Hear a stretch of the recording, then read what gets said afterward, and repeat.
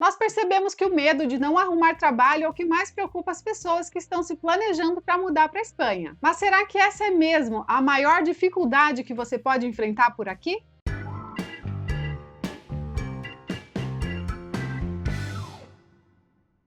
Fala galera, beleza? Sejam todos muito bem-vindos mais uma vez ao canal que fala tudo sobre morar na Espanha.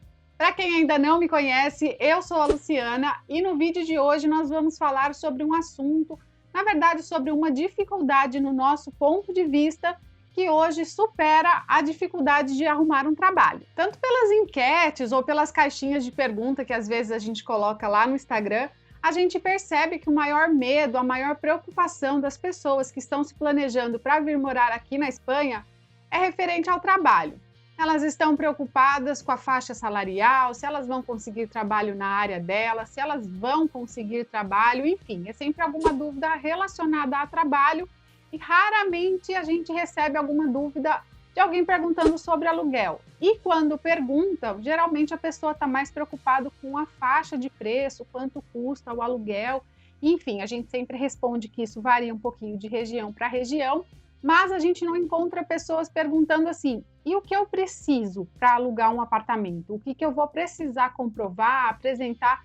Isso é algo que a gente não vê as pessoas muito preocupadas. Eu imagino que seja pelo desconhecimento do assunto. E é sobre esse assunto que a gente quer falar aqui hoje. Tudo que nós vamos falar para vocês, primeiramente, está baseado na nossa experiência, em tudo que a gente viveu, tudo que a gente passou para alugar esse nosso primeiro imóvel quando nós chegamos aqui na Espanha e também numa tentativa que nós fizemos no final do ano passado, onde nós tentamos mudar de imóvel e por fim não conseguimos. Então, primeiramente, está baseado na nossa experiência e, em segundo lugar, e experiências que nós temos vivido recentemente com muitas pessoas aí que estão decidindo vir para a Espanha depois da abertura das fronteiras e tem contado aí bastante com o nosso apoio para conseguir alugar um imóvel. Alugar um imóvel aqui na Espanha já tem alguns anos que se tornou assim uma das maiores dificuldades, não só para quem chega, mas para quem já está aqui há algum tempo. É só para vocês entenderem melhor, isso é algo que a gente também já explicou num outro vídeo, mas só dar uma resumida aqui para vocês onde tudo isso começou.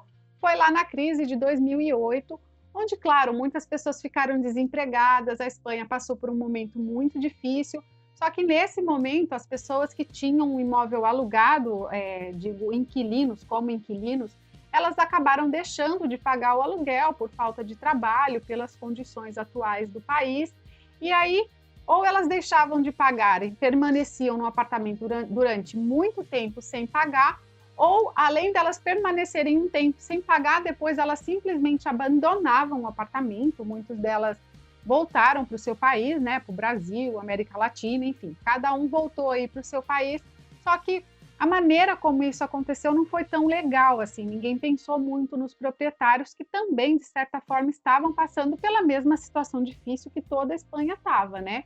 Então, assim, as pessoas abandonavam os apartamentos, não comunicavam o proprietário ou a imobiliária, esses apartamentos ficavam um tempo vazio, o dono estava achando que a pessoa estava morando lá dentro, mas não estava simplesmente pagando, e quando o dono se dava conta, quando ele ia no apartamento, existia já uma outra família morando lá, ou seja, o apartamento ficou vazio, alguém invadiu esse apartamento e aí depois para tirar essas famílias, quando eles ocupam, é um tema muito complicado aqui na Espanha, então isso aconteceu muito aqui depois da crise de 2008.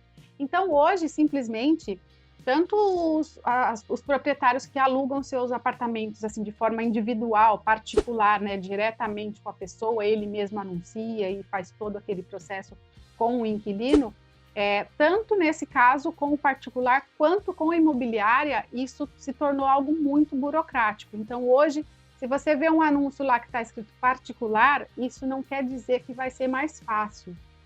Você falando com um particular ou uma imobiliária, você não vê a diferença, porque está todo mundo pedindo as mesmas coisas. E essas garantias, como eu já falei, elas não são só difíceis para quem está chegando aqui, mas para quem também já mora. Como eu já falei lá no começo, nós tivemos uma experiência aí no final do ano passado, onde nós tentamos alugar um apartamento, né? O Tavinho, que é o filho do Thiago, estava morando aqui com a gente. Ele passou por um período onde ele estava vendo ainda se ele ia ficar ou não, então a gente esperou um pouco ele amadurecer aí a ideia, e conforme nós vimos que ele ia ficar, porque ele estava na sala, conforme nós vimos que ele ia ficar, a gente passou a procurar um apartamento maior, para poder ter o quartinho dele, ter a privacidade dele e tudo isso. Só que, infelizmente, a gente não conseguiu alugar, ele precisou ficar aí mais um tempo na sala, acabou que depois ele foi embora, mas enfim, a gente não conseguiu alugar o apartamento naquele momento em que a gente precisava. E o que eles pedem, posso dizer que são regras gerais para toda a Espanha, a gente está em contato também com outras cidades tentando alugar apartamento para as pessoas que a gente está prestando essa assessoria e não está variando muito, porque de verdade nós achávamos que era algo que estava muito difícil aqui na região de Madrid, mas a gente já chegou à conclusão que não é só aqui na região de Madrid. Outras cidades também pedem as mesmas exigências e está difícil da mesma forma. Então precisa ser um contrato indefinido, na maioria das vezes com um mínimo de 1 ano de antiguidade, e esse mínimo ele pode variar, sendo até 2 anos de antiguidade, e a gente já chegou a entrar em contato com imobiliárias que pediam 5 anos de antiguidade de um contrato, ou seja, você precisa estar trabalhando na mesma empresa por no mínimo há 5 anos. Então, assim, isso varia um pouco de lugar para lugar, mas para vocês terem uma ideia do quão chatinha tá esse tema aqui na Espanha. E o outro pré-requisito é apresentar os 3 últimos olerites. Você pode apresentar de todas as pessoas que vão morar na casa, de todos os adultos que trabalham, não precisa ser só de uma pessoa, e a soma do total de todos esses olerites não pode comprometer a sua renda mais do que 30%, ou seja, o valor do aluguel não pode comprometer mais do que 30% do valor da soma de todos os olerites apresentados. Esses 2 pré-requisitos, eles são quase que obrigatórios, tanto para particular quanto para imobiliária, e aí podem ter algumas variações, alguns pré-requisitos extras que alguns pedem, outros não. Um é a vida laboral. A vida laboral é um documento que você pode você mesmo pegar ele pela internet, você preenche lá com alguns dados e sai um relatório sobre a sua vida laboral, sobre todos os locais onde você já trabalhou, por quanto tempo você trabalhou em cada local, então sai aí todo o seu histórico. E também pode ser que eles te peçam o comprovante da declaração de renda. Isso geralmente é mais para os autônomos, quer dizer, se você for autônomo, esse é um documento obrigatório que você precisa apresentar, mas os que têm contrato indefinido, os que são assalariados, eles precisam apresentar em alguns casos, não é tão exigido. E a pergunta é, como que alguém que acabou de chegar vai conseguir comprovar tudo isso? Vai conseguir apresentar um contrato de trabalho indefinido? Se você tiver, você vai ter ele com uma data muito nova, ele não vai ter 1 ano de antiguidade e você não vai ter nenhuma nómina, né? Isso daí no caso de quem está vindo com um contrato de trabalho. Então, mesmo que você venha com visto, mesmo que você tenha uma cidadania, mesmo que você venha com visto de residência lucrativa, estudante, tanto faz. Essa questão do aluguel independe da situação que você chega na Espanha, porque aqui o que menos o influencia é o NIE, é o visto. E quase ninguém pergunta, né? Claro que se eles te pedem um contrato de trabalho, entende-se que você tem que ter um NIE. Mas assim, não é o que pesa tanto aqui. Então, assim, ninguém aqui está em vantagem quando o assunto é aluguel. É claro que tudo isso que nós estamos falando se aplica para quem quer alugar o apartamento inteiro, um apartamento vazio para entrar com a família. Não se aplica para aquelas pessoas que vão chegar aqui e vão morar em habitação. Nos casos da habitação é bem mais tranquilo, você conversa direto ali com a pessoa responsável pela casa, se apresenta, se o perfil encaixar com o que os dois estão buscando, você já paga ali 1 mês ou 2 adiantado e tá tudo certo. Só antes da gente passar para a parte das dicas, se você ainda não está inscrito aqui no canal, já corre lá e se inscreve. Aqui nós postamos 2 vídeos por semana, sempre falando de algum conteúdo, dando dicas, enfim, sempre com alguma informação que é importante para você que está se planejando para mudar aqui para a Espanha. E a primeira dica que nós vamos dar é algo que não é novidade para a maioria de vocês, é algo que a gente, em toda oportunidade, a gente está sempre falando, que é para as famílias que vão vir, se for possível, que venha apenas uma pessoa primeiro, que essa pessoa fique numa habitação durante um tempo, o tempo que for necessário para ela conseguir alugar um apartamento. Por quê? Se vem a família toda, é um desembolso muito maior, provavelmente vocês vão ficar aí ou num hotel ou então em Airbnb, e vamos imaginar que vocês vão vir e inicialmente vão ficar 15 dias no Airbnb. Eu, particularmente, acho 15 dias muito pouco para você conseguir alugar um apartamento aqui. Até porque, assim, essa questão do aluguel, como vocês já viram aí que os pré-requisitos são um pouquinho chatinhos de atender, você vai precisar de contatos, novamente os contatos, grupos, fazer amizade, o boca a boca, ó, tô precisando, um fulano conhece um rapaz que aluga, não sei o quê. Então, assim, essa história do contato aqui é, mais uma vez, muito importante, e eu não acredito que em 15 dias seja suficiente para você fazer uma rede de contatos suficiente para alugar um apartamento. E aí você imagina que você está aqui com toda a sua família, 15 dias no Airbnb, e aí chega o dia de você sair, chega lá o 15º dia, você ainda não arrumou nada, você está com esposa, com criança pequena, com a sogra, com o cachorro, e você precisa sair do apartamento, aí você fala para o dono que você precisa ficar 5 dias mais, que seja. E ele fala assim, não, eu preciso do apartamento porque amanhã já está entrando outra pessoa. E aí você simplesmente está na rua com toda a sua família. Parece algo assim muito dramático, mas acontece, isso acontece muito. E aí a pessoa entra no desespero e onde que ela vai parar? No aeroporto. Ela simplesmente está chocada e ela volta para trás. Já se você está sozinho, se você está numa habitação, você pagou um mês, você paga outro. Você paga outro. Então, se aquela habitação você alugou ela por um mês e você precisa sair, você arruma outro. É muito mais fácil você alugar uma habitação do que você alugar um apartamento ou você estender a diária do Airbnb, sem falar no valor que você gasta, né? Então, o nosso conselho é: venha apenas uma pessoa. Assim como aconteceu com o Thiago, ele não estava nem procurando o trabalho, ele acabou arrumando o trabalho sem querer, nessa correria de alugar apartamento, ele acabou arrumando o trabalho.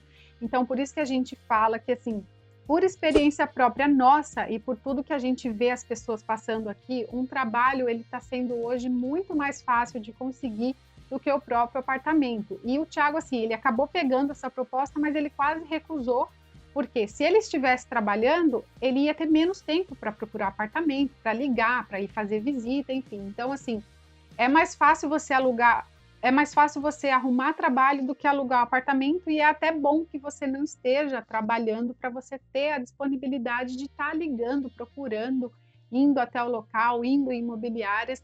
Então é bom você ter essa disponibilidade. A outra dica é que você, enquanto estiver aí no Brasil, aumente a sua reserva. Tem muitos locais que, como a pessoa não tem a documentação para apresentar, principalmente os particulares, mas isso pode acontecer até mesmo com imobiliária. Se você tiver algum valor de alguns meses para adiantar, pode ser aí uma boa jogada, você aumenta um pouco as suas chances. Você liga e fala, olha, eu não tenho a documentação, mas eu posso oferecer 6 meses de aluguel adiantado ou 12 meses. Isso sempre vai estar aí na casa dos 6 meses a 12 meses. Antes é muito difícil você conseguir oferecer um mês a mais, 2 ou 3 e conseguir. Então, assim, aumenta a sua reserva aí no Brasil para você ter um pouco mais essa margem para negociar. Isso é uma excelente dica. Infelizmente, não é aceito em todos os locais, mas é isso, aumenta um pouco as suas chances. E a última dica, mas não a menos importante, é que vocês estejam atentos. Embora a Espanha seja um local super seguro, daquilo que a gente sempre fala, de andar na rua, isso e aquilo, mas golpe aqui, principalmente relacionado ao aluguel, golpe tem de monte, tem diversos tipos de golpes diferentes, então assim, não adianta você pensar assim, esse aqui tá com cara de golpe. Tem coisa que, assim, não vai ter cara de golpe, então é muito importante vocês estarem atentos. Os sites Idealista e Fotocasa são 2 sites grandes aqui de aluguel de apartamento, de venda de apartamentos. Então, assim, se você der uma olhada ali nesses 2 sites, pela região que você está buscando, pelo tamanho do apartamento, pelas características do apartamento, você vê que um apartamento custa, por exemplo, 800 euros o aluguel. E aí você está olhando que tem as mesmas características de todos que você tem visto, e esse simplesmente custa 300 euros mais barato. O apartamento, assim, tá lindo, tá lá no centro de Madrid, numa das ruas mais famosas, e ele tá 500 euros em vez dos outros que são lá no Pueblo e custam 800. Então, presta atenção, assim, duvida um pouquinho, suspeita, porque infelizmente aqui tem muitos golpes e, como eu falei, eles são de diversos tipos. Então, assim, tudo que parecer bom demais, pode ser que não seja verdade. Então foi isso, pessoal. Esse foi o nosso vídeo de hoje, espero que vocês tenham gostado. De todas as dicas que nós demos aí, dê uma atençãozinha especial para a reserva, aumentar a reserva que vocês estão pretendendo trazer e a importância de fazer os contatos. Guarda bem essa dica, chegar aqui, fazer contatos, fazer amizade, participar de grupos, tudo que vocês puderem fazer para se integrarem, para conhecer pessoas o mais rápido possível, tudo isso vai ajudar muito. Mais uma vez, muito obrigado por nos assistir até aqui e nos vemos no próximo vídeo.